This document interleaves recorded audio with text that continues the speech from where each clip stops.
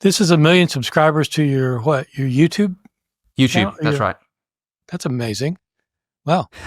Okay. Yeah, not many people who make a living out of talking about the Bible most of the time manage to get 1 million subscribers, unless, of course, they're Christian evangelists. Yeah, well, as you are. So I keep getting told. Yeah, right. Dr. Ehrman, Merry Christmas, Happy Holidays, Happy time off work, whatever it is that you like to say. Merry Christmas is fine by me.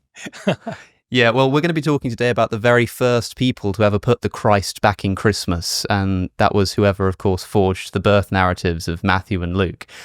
You've got a course coming out, or it's out now, I think, by the time this video comes out, The Dark Side of Christmas. We did a Christmas episode last year talking about the birth narratives, their contradictions in the Gospels, what it is that they're really doing.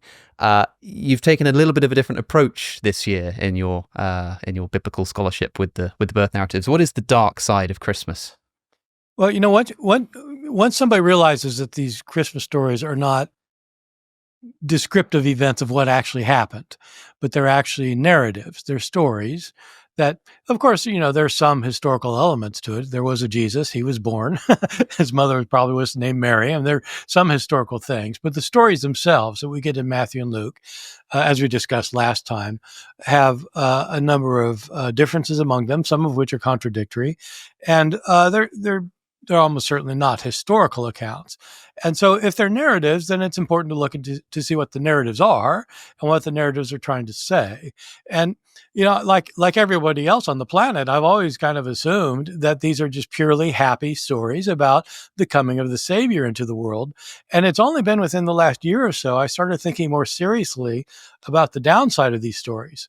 That there's actually there's a dark side. That it's not that I'm imposing a dark side into the story, but that if we ignore the dark elements of the story, then we're actually not paying attention to what the authors are trying to say. And so I thought it'd be interesting to look at what that is, and to not in order to discredit the stories, although I think for some people, it would, but for other people, it shows that there's actually more depth and profundity to these stories than would strike somebody who's used only to seeing a Christmas pageant at the church once a year. Yes, and this course was filmed as a sort of live seminar on the 7th of December. It's not been filmed yet, but by the time this goes out, it will have done. But anybody who wants to see that can still. There'll be a link down in the description, an affiliate link if you want to support the channel, to go and get that course. And you've got a bunch of other courses, like countless courses and all kinds of things biblical that have been incredibly useful to me in the content that I produce. So that will all be linked down in the description. I suppose the first question I want to ask is, I don't think we really touched on this last time, but what are the birth narratives in terms of genre? Like, somebody reading the Gospels will probably know that, broadly speaking, the Gospels are supposed to be like biographies of Jesus. They're often portrayed as being at least attempts at history, the historical case for the resurrection of Jesus. When you read the birth narratives, the language seems sort of roughly the same, but do you think that that's what the authors were intending to do? You just said a moment ago that they probably weren't intending to give sort of an accurate depiction of what actually happened, but was that the author's intention? As you know, the problem with intention is we never know what somebody's intentions are. That's right. Somebody might guess what my intention is, intentions are doing this interview, but they, actually I may have some other intention they've got no idea about. It's all in my head. And sometimes I don't even know what I'm intending to do. So with these authors, we really don't know what they're intending to do. But my guess is, it's just, you have to guess. My guess is they probably thought these things happened. And so when I say that they're not historical, I'm not saying that they thought they weren't historical. I don't know what they thought, but I think we can show they're not historical. And so what are they trying to accomplish? If in fact they're trying to write a biography, I think you're right. I think the Gospels are best understood as a kind of Christian form of a biography of Jesus. The thing that gets confusing is that we're used to a certain kind of thing when we read a biography. If I read a biography of Winston Churchill or of Abraham Lincoln, or of whoever, we have certain expectations because of how biographies are written in the modern world. And our modern expectations are driven by the fact that today people can do research on these things, and they have databases that they can go to, and they have all sorts of source material. And someone like Luke, for example, would not have had a library to go to or source material. And that's true of all the ancient biographers.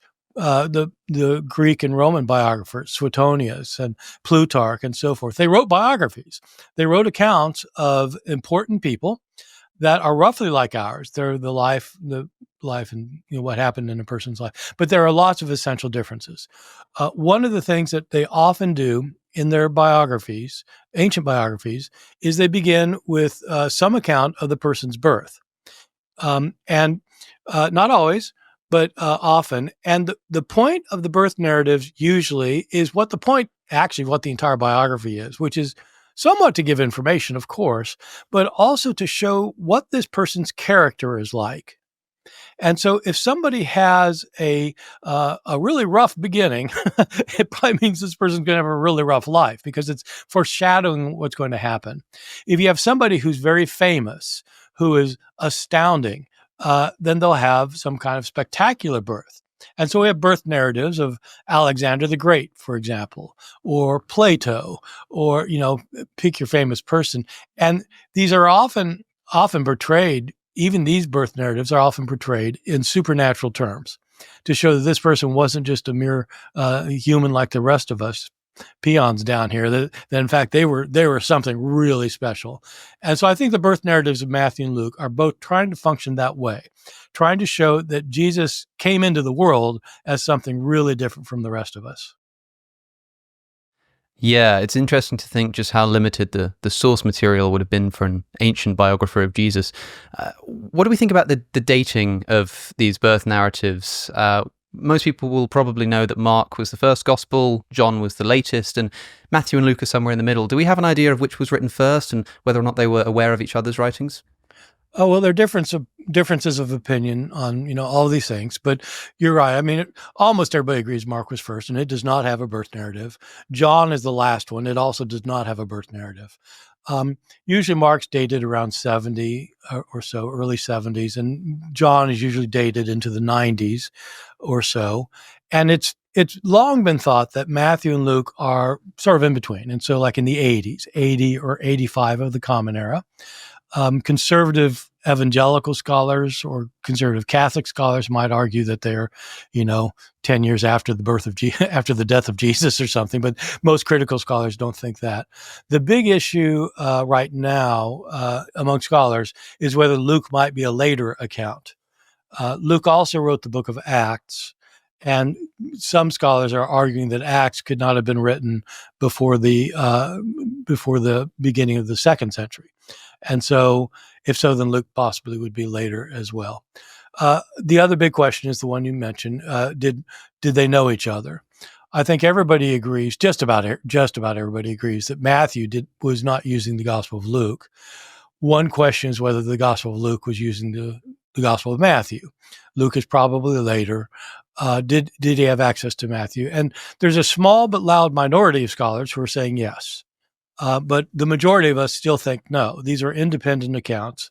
And when you compare just the birth narratives themselves, they have basically some things in common, right? But there's a birth in Bethlehem to somebody named Mary who was a virgin. They're basic things, but the stories themselves are completely different, and they have different points and they're different things. And so I think they're probably independent of one another.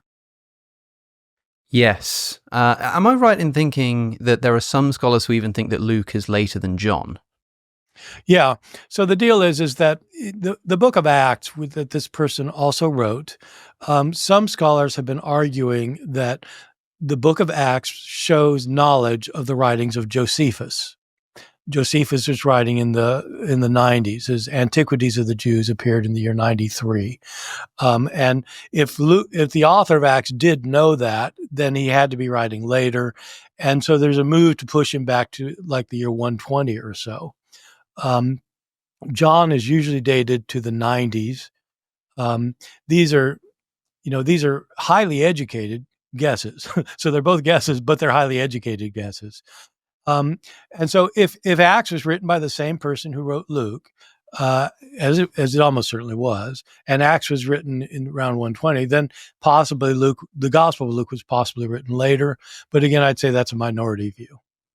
Wow. What is it that gives us an indication that Luke, the author of Luke Acts, might have known the works of Josephus?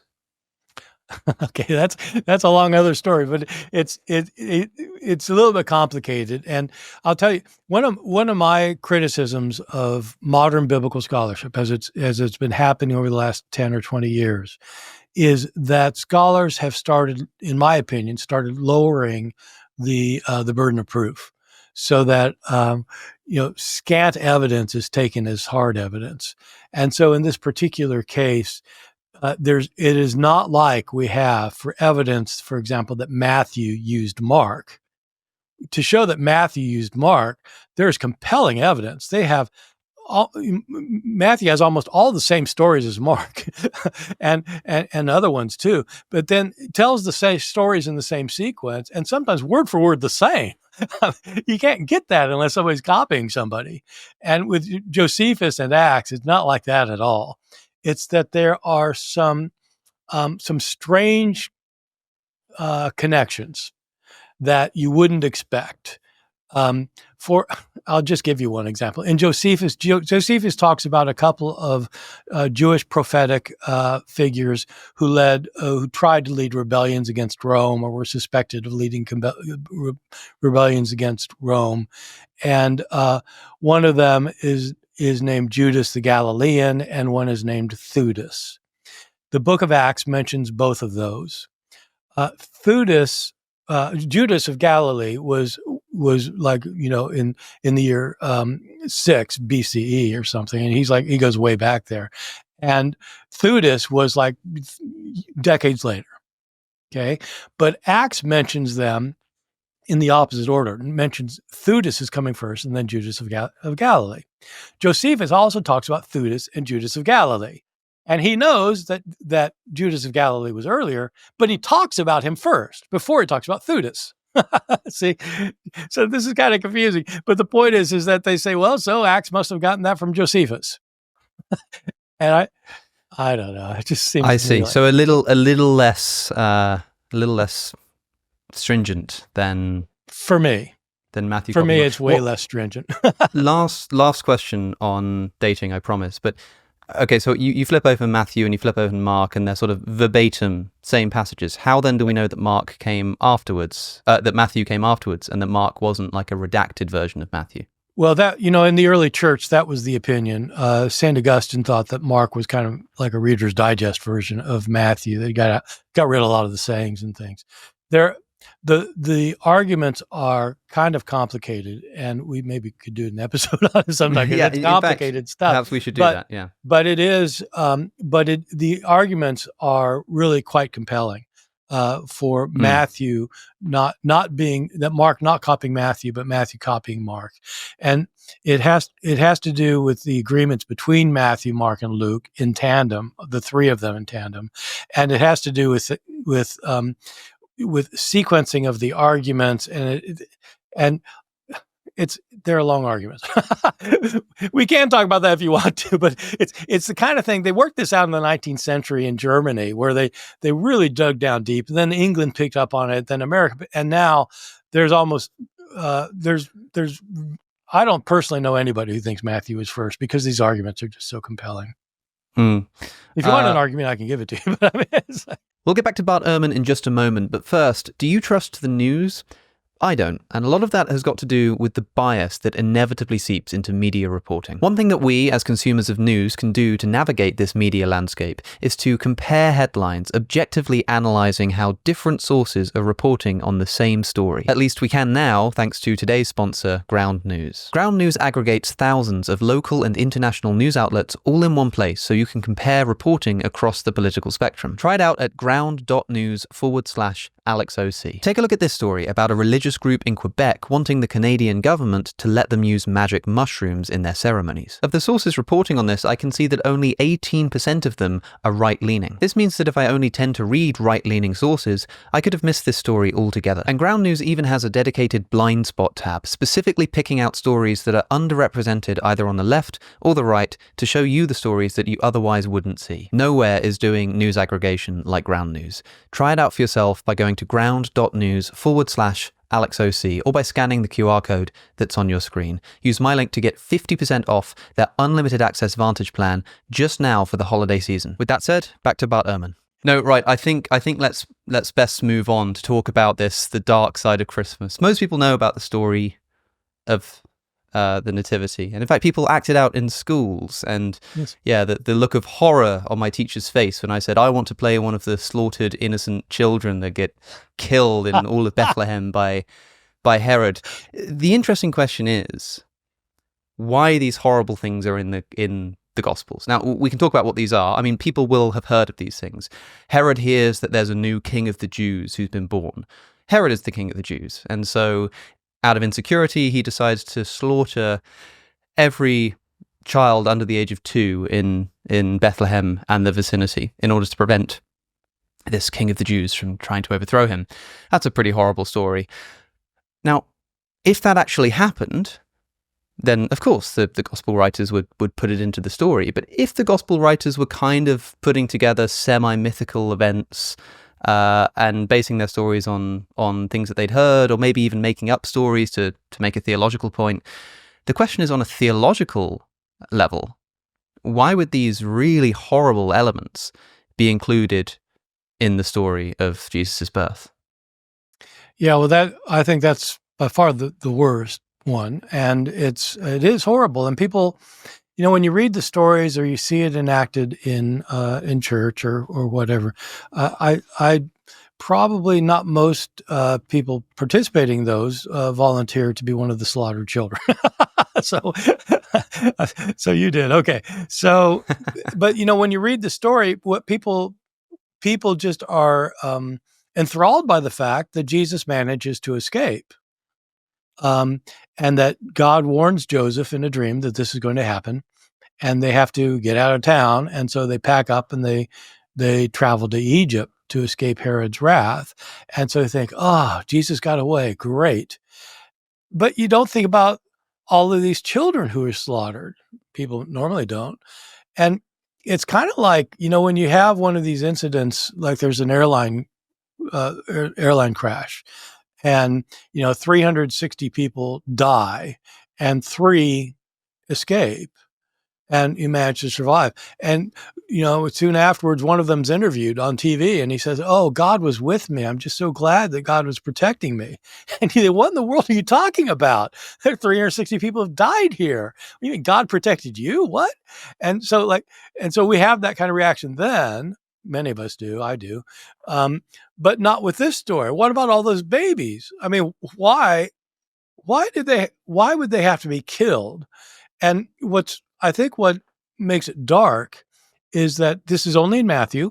It's Matthew's version. And Matthew says that it was in order to fulfill prophecy.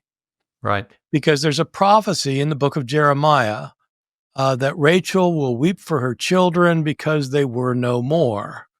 And so the slaughter of the innocents has the women mourning, completely torn apart by the fact their children have been murdered, and it's to fulfill prophecy. Well, why is there a prophecy in the first place that this had to happen? I mean, in other words, it looks like it's a nice thing that, oh yeah, that shows that Jesus is the Messiah. That's great. But why do you have to have a Messiah that comes into the world that leads to the slaughter of innocent babies and ruining the lives of these families? Why not do it some other way? So that's, yeah. I mean, having an angel appear to Joseph and warn him that this is happening, so you better run. You might have thought that God could have sent the angel to maybe have a word with Herod instead, perhaps. Yeah, It right, might have had a similar effect. Well, that's right. But it wouldn't have fulfilled prophecy then. Yeah, well, Matthew is pretty concerned with the fulfillment of prophecy. at one point in the birth narratives, even the fulfilling of a prophecy that doesn't seem to exist, when he says that he shall be called a Nazarene. And I think we talked about that last time as well. But of course, the family flee to Egypt. And when they come back from Egypt, Matthew says that this is so that the prophecy is fulfilled in Hosea, that out of Egypt I shall call my son. Now in Hosea, it seems to be talking about Israel here. Out of Egypt I shall call my son. And the son there is the nation of Israel being called out of Egypt, where they were once enslaved. Matthew seems to be, if these stories didn't happen, I mean, do you think it's plausible to suggest that Matthew simply invented these stories in order to fulfill prophecy? I mean, do we think that the slaughter of the innocents actually happened historically? Do we think that Jesus and his family did travel to Egypt? Or do we think they're inventions either of Matthew, the evangelist, or of somebody else that he'd been listening to? Well, I think they have to be inventions. I don't think that they can be historical. We have an account of Herod and his atrocities and the good things he did. For example, in the writings of Josephus, the Roman historian, and Josephus was well informed about the events in Herod's reign, and he has no trouble mentioning some of the awful things he did. But there's no word about this one, and this would be one of the worst things he'd ever done. And so there's no record, not just in Josephus, but anywhere, of this happening. And this is the kind of thing that you'd certainly have a record of. So I don't think it happened. The idea that going down to Egypt, you just think about the logistics about this for a second. If Jesus was born in Bethlehem, I think, a lot of historians think that actually that story too is made up, because everybody knows he came from Nazareth, but only in these two accounts, he comes from Bethlehem, the home of his ancestor, King David. So, but suppose he was born in Bethlehem, and suppose Joseph and Mary decide to take him down to Egypt. Well, okay, so from Bethlehem to Cairo, it's about 450 miles. And they can't catch a train. And so and so they go down, and what do they walk down there? How do they do this? They're not rich. They don't have money. And where do they get their food? And how do they do this? And then come back and then they take another 100 miles to go up to Nazareth afterwards. So you're talking about, a 1,000-mile trek. And it's found only in Matthew, and it's only given to show that he fulfilled prophecy. Well, Matthew, as you said, repeatedly throughout his gospel, but especially in the birth narrative, emphasizes Jesus fulfilled prophecy. And the whole point of these stories is to show him fulfilling prophecy, even when they're improbable or completely implausible. And so it's fulfilling a theological function rather than showing what historically really happened. And that's not to mention, of course, the fact that in Luke's birth narrative, the family go to Jerusalem to present Jesus at the temple, when the Gospel of Matthew has them going down to Egypt. Now, some people have tried to rectify that supposed contradiction by saying that they did both, which is often the case with biblical contradictions. Again, we talked about that in more detail in our last episode, but lots of reasons here to be thinking that, thank God Almighty, this is not a historical account of yeah, right. Thank God it didn't happen. Yeah, good point. And the reconciliations are problematic, because Luke says they went right back to Nazareth 40 days later, and Matthew says they went down to Egypt, which is, as I said, 450 miles. So, but the point of that contradiction is not just so you can say, oh yeah, there's a contradiction. You can't trust these things. It's in order to show that these are stories, and that as narratives, they need to be interpreted as narratives. And you're somewhat missing the point if you're trying to reconcile everything, because the point is not what historically happened in this case. The point is, what is Matthew trying to show, and what is Luke trying to show, and what are they trying to say about Jesus in these accounts?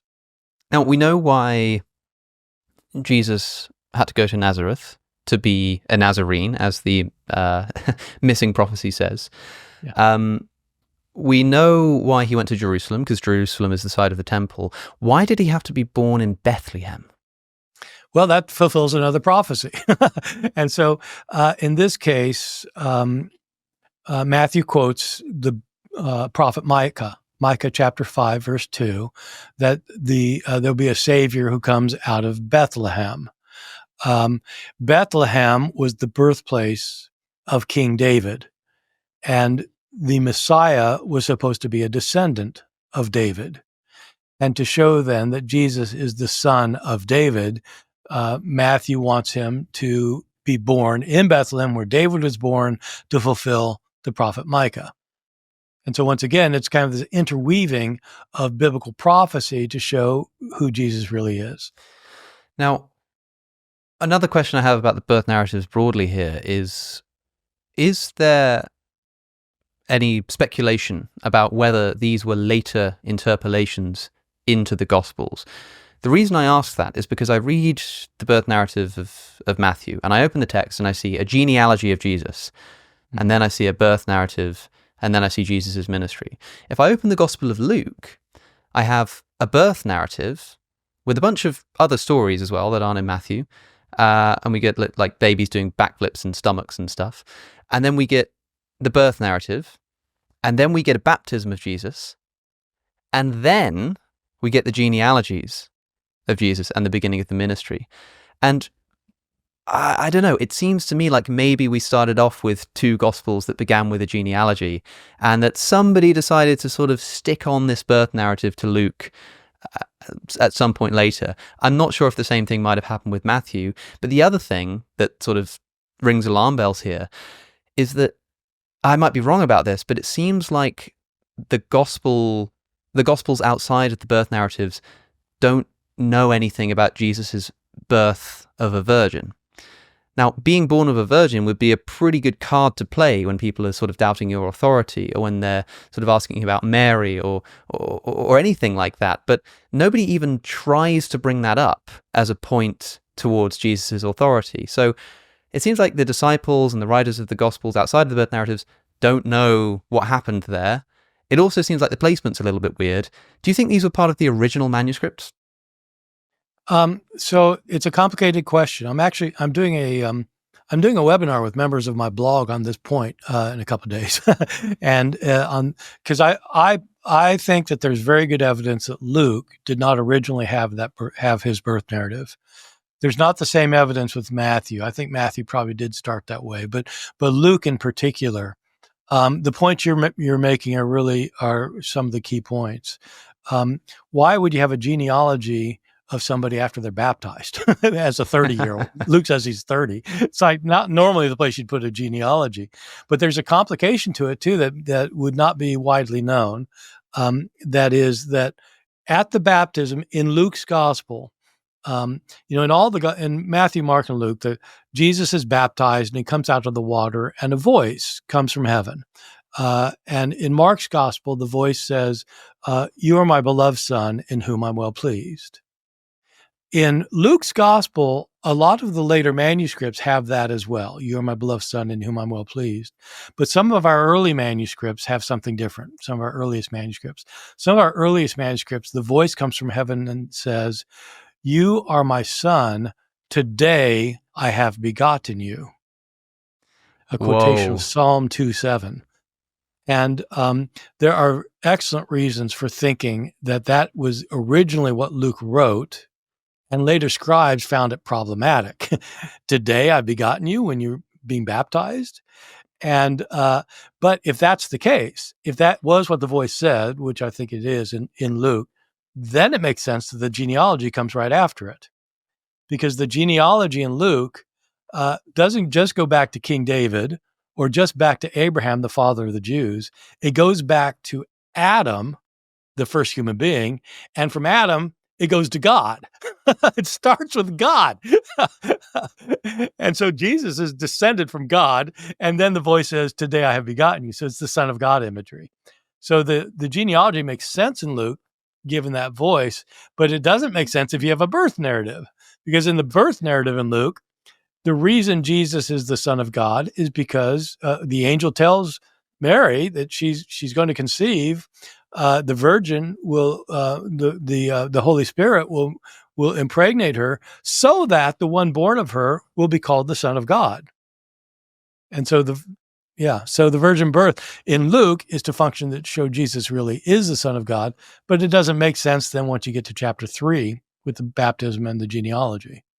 Yeah, and of course, you sort of, as people will realize reading the Gospels, you have all this info about Jesus' birth, precise details about who showed up and what happened, and then radio silence right up until the baptism in his 30s. Well, and it's striking in Luke that Luke, as I mentioned, also wrote the book of Acts. Together, Luke and Acts make up 1/4 of the New Testament in bulk. And things about Jesus' life are mentioned in the book of Acts. Again, not his virgin birth. Even the apostles trying to preach that he's the Son of God say nothing about a virgin birth in the book of Acts. And so I think that what happened is that either Luke himself, either the author, whatever his name was, whoever he was, either did a second edition with adding the birth narrative, which is totally possible, or somebody else added it on.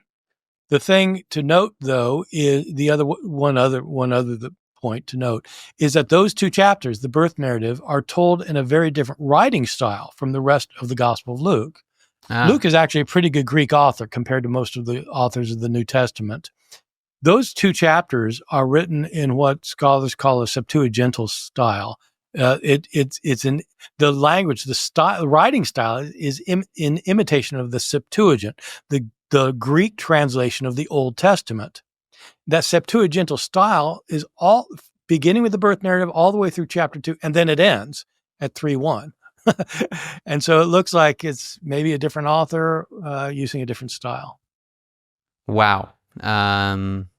That's pretty extraordinary. And the question that always comes to mind for me is that when we have instances in which the stories about Jesus were adapted after they were written down, what's to say that they weren't also adapted before they were written down as well? I mean, people say, when you say, well, how do you know you've got an accurate reporting of what happened if nobody wrote it down for decades? And people say, well, there was a very strong oral tradition of people passing on stories and making sure every word was perfect. And it's like, okay, even the written manuscripts can adapt and change over time. There's a whole added extra ending to the entire Gospel of Mark.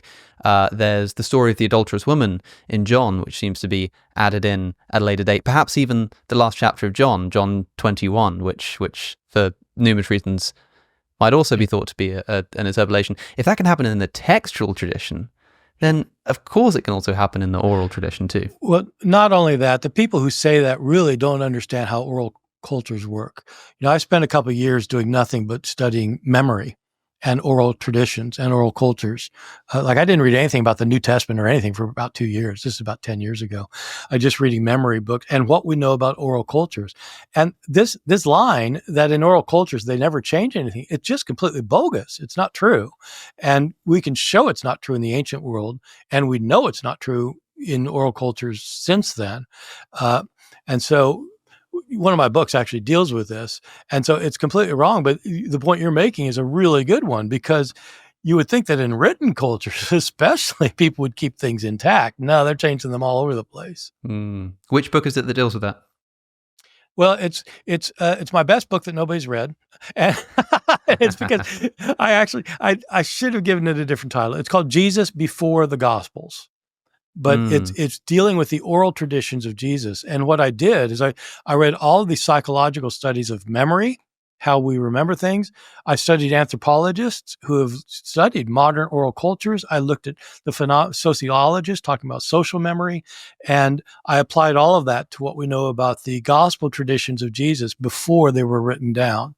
And for me, it was a really, really interesting book, a lot of fun. Wow. Now, the topic of the hour is the dark side of Christmas. We've talked about the slaughter of the innocents. What other kind of darkness is there lurking behind the nice Christmas lights? Well, one thing, kind of a basic thing, is just the Mary becoming pregnant is, again, something that seems like a joyful event. I mean, Jesus is born of a virgin, and she's, she's honored by God. And in Luke, the angel comes to her in Luke. So this only in Luke do you have the Annunciation scene where she has a visitation from the angel Gabriel, who tells her that she's going to conceive, and she says, "Well, I've never known a man. In other words, I've never had sex." And he said, "Well, the Holy Spirit will come upon you. The power of the Most High will overshadow you, so that the one born of you will be called holy, the Son of God." And she says, "Well, I'm the slave of God. Do with me what you will." When you start thinking about that for a second, it's troubling. So in ancient cultures broadly, but also in Israel, girls who reached puberty were married. That's when they got married. The men tended to be older because they had to be able to establish lives, and so the men might be in their early 30s, but the girls were 13 or 14 whenever they hit puberty. And so this 13 or 14-year-old girl who gets pregnant without being married. That can be very bad in many cultures today, just in terms of reputation and social stigmas.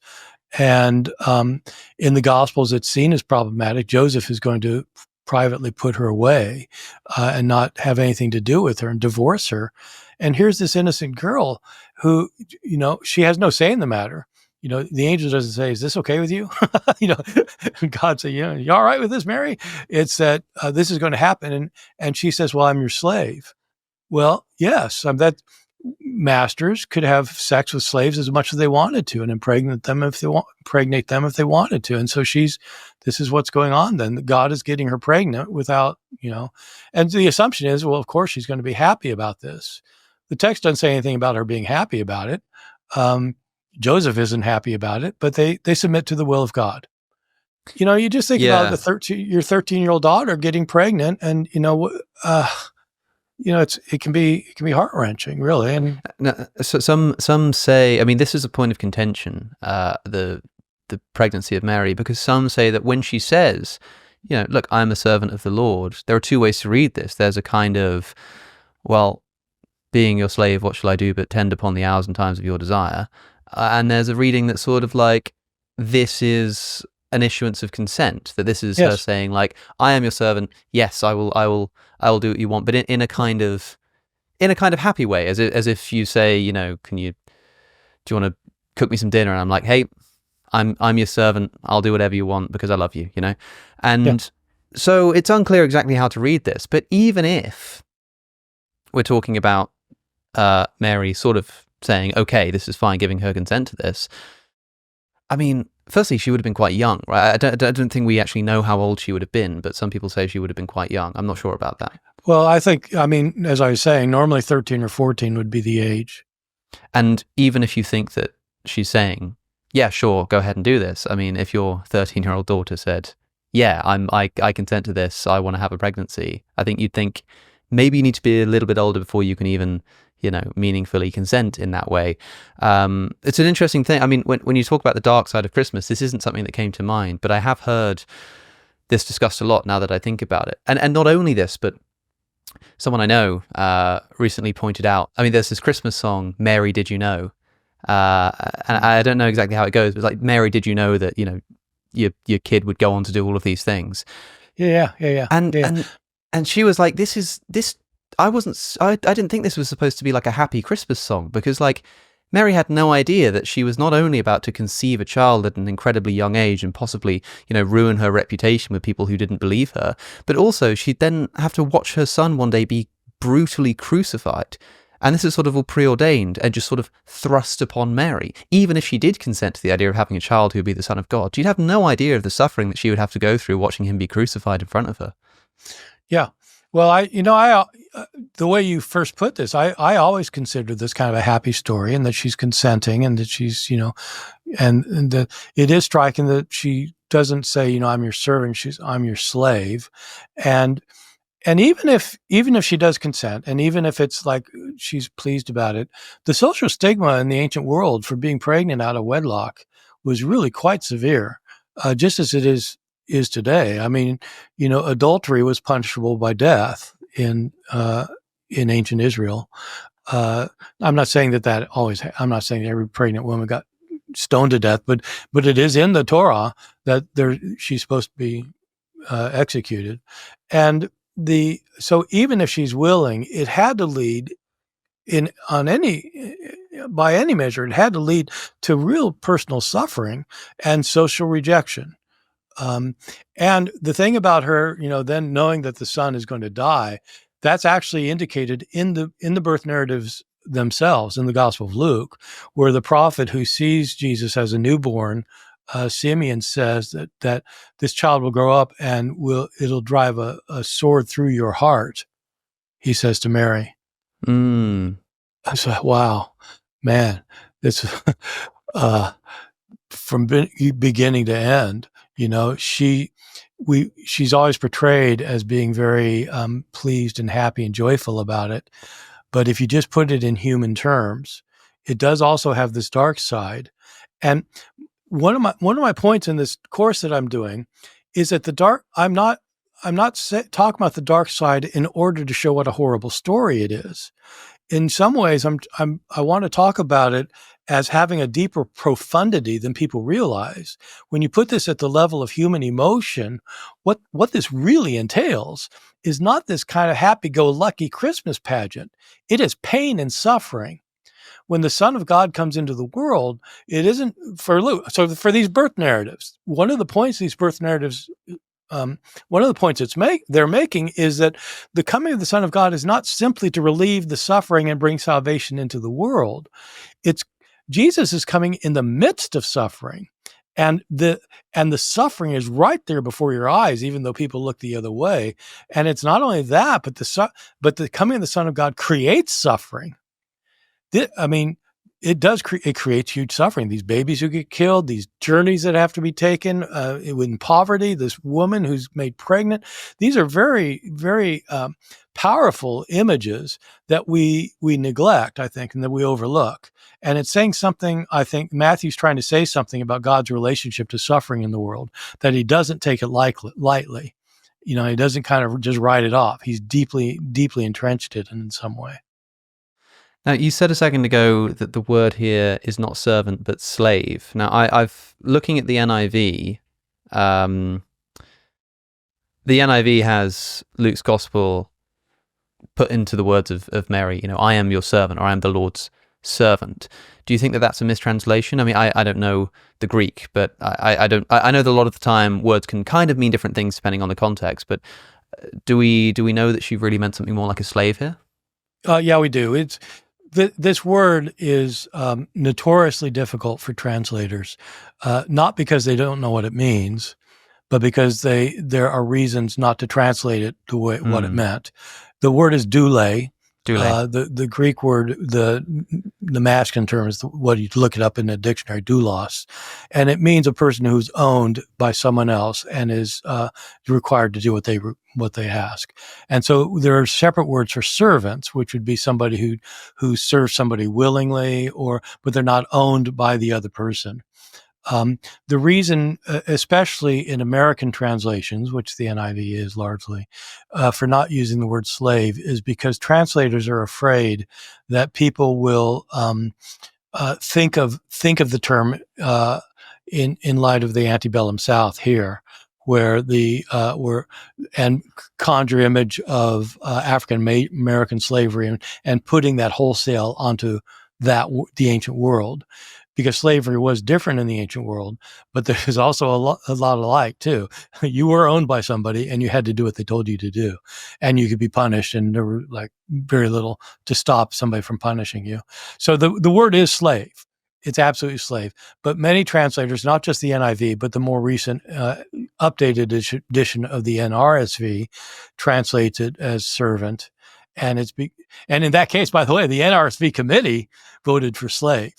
But the National Council of Churches that published the NRSV decided to change it, even though they weren't the translators. Really? Yeah. Oh my! Because the NRSV is known for being if I'm not mistaken, a more kind of to the text translation. It's supposed to give you a good idea of what the original Greek words meant, whereas the NIV probably takes a bit more liberty in trying to get the meaning across, right? Well, it's a complicated matter, this translation thing. When I was a research assistant for the NRSV committee when it came out. The NRSV came out in 1988. I was the research grunt for the committee, and their policy was to make it as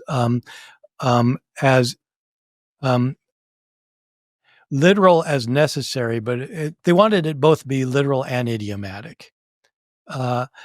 And some translations are more idiomatic, and others somewhat more paraphrastic. Others are way more literal, like word for word wooden, like the New American Standard Bible.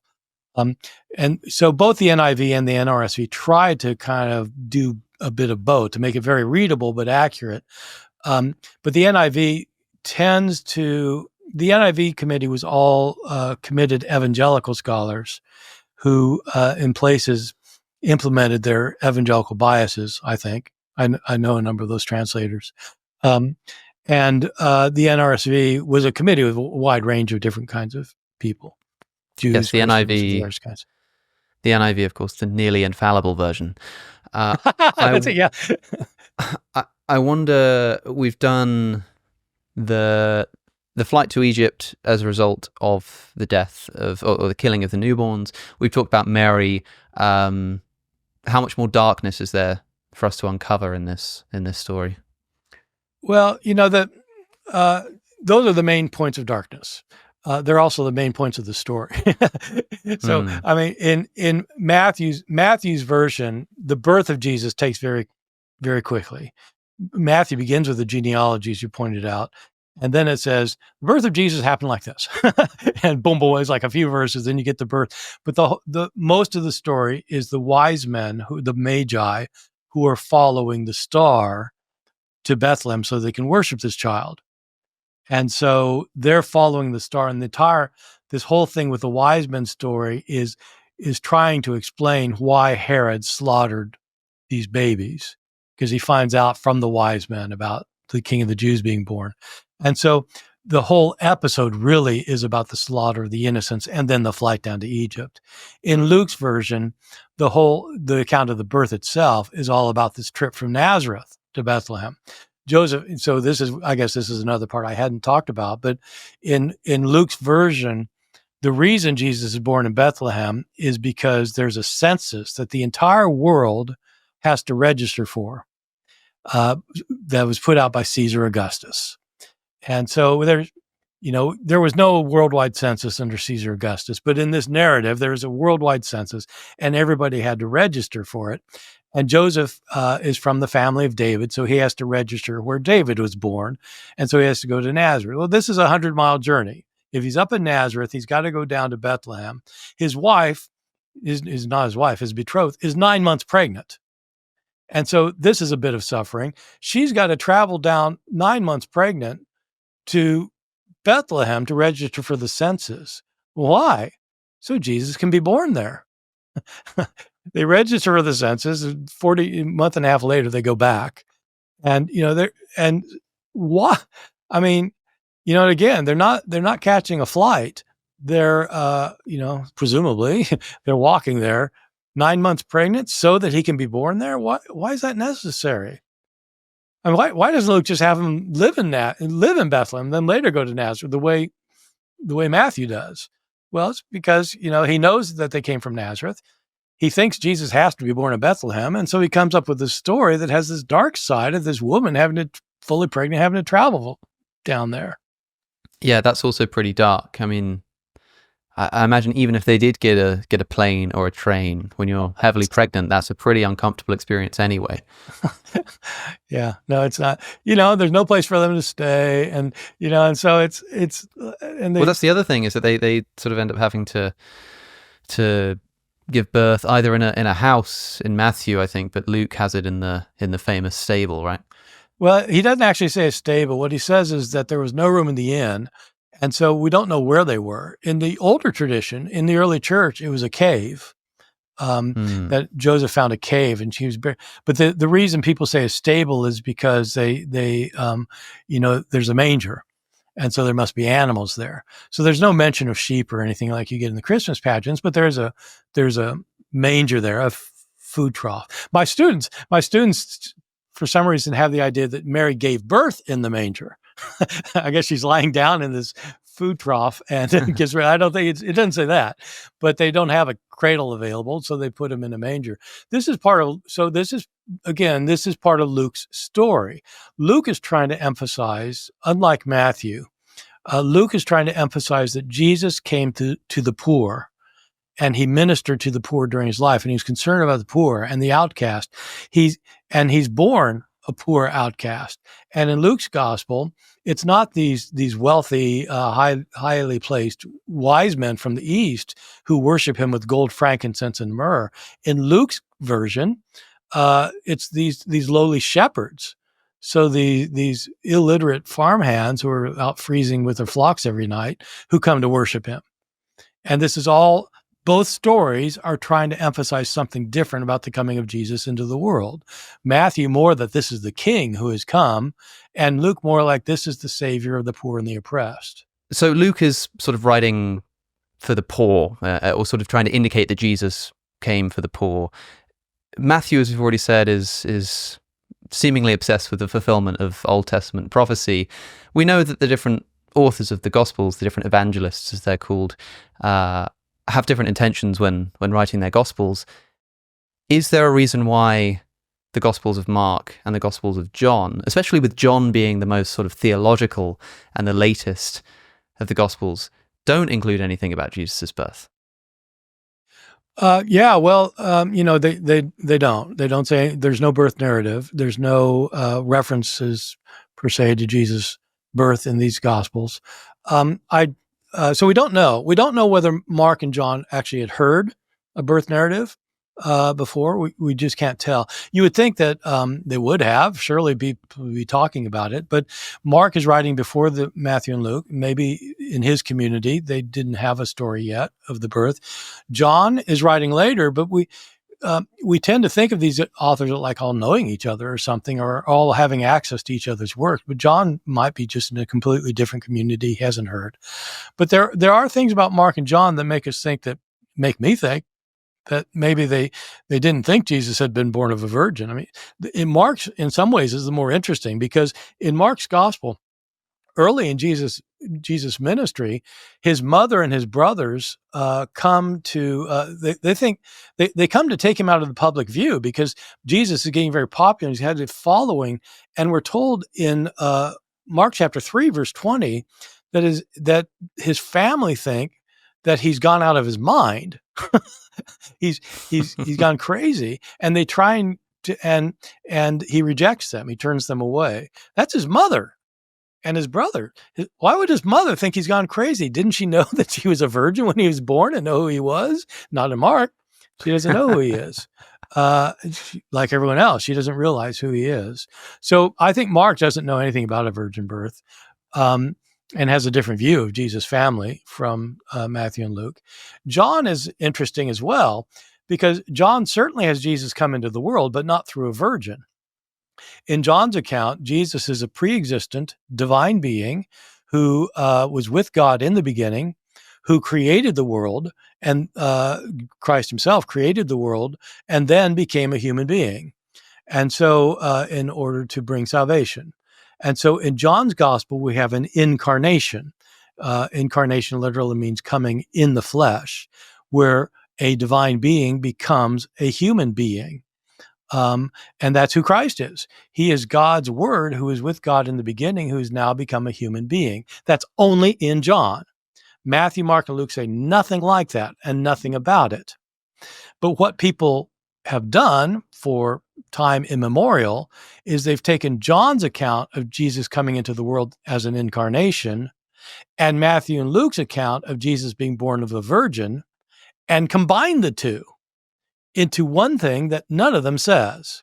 And so in the Nicene Creed, it's Jesus becomes incarnate through the Virgin Mary. That's taking John's incarnation, where there's no birth narrative, and Matthew and Luke's virgin birth narrative, where there's no incarnation. When you read Matthew and Luke, Jesus does not pre-exist. The reason he's the Son of God is because God impregnates Mary. That's why he's the Son of God. So he didn't exist before that. In John, he did pre-exist, but he's not born of a virgin. And so this is one of those things where, since all four Gospels are put in the same book, between the same two covers, people read them in relationship to one another and end up creating a story in their heads that is not in any of the Gospels. Yeah, it's so interesting. I mean, the Gnostic Christian in me was holding his tongue and having to be sort of held back with chains when you talked about Luke's gospel saying, today I have begotten you. I mean, this is so in keeping with a more Gnostic tradition. I guess there's also sort of the adoptionist view of Jesus's divinity, but it's so interesting how you can almost like watch the development of traditional Christian doctrine through the Gospels and the stories. It starts with sort of as I say, like in this particular case, we've got Luke, where you have a sort of a birth story and the impregnation of Mary by a god, which is kind of in keeping with a lot of ancient divine human stories, right? You write about this in How Jesus Became God. You begin with a sort of analysis. So it's a wonderful book.